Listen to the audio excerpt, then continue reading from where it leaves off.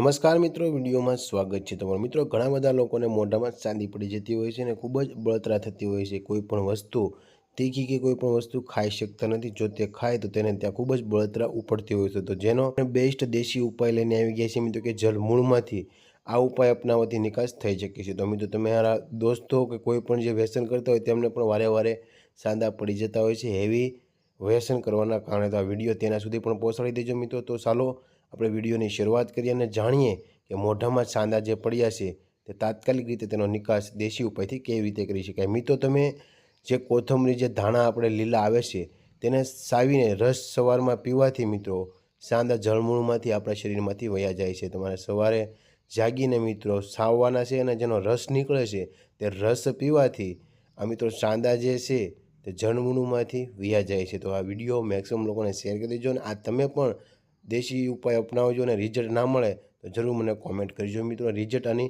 100%ની guarantee છે કે બધા જ લોકોને રિઝલ્ટ મળે છે। તો આ ઉપાય કરવાથી મોઢામાં જે ચાંદા પડ્યા છે, જે બળતરા થાય છે તે મટી શકે ને જઈને જેમ તમે સારો ખોરાક પણ લઈ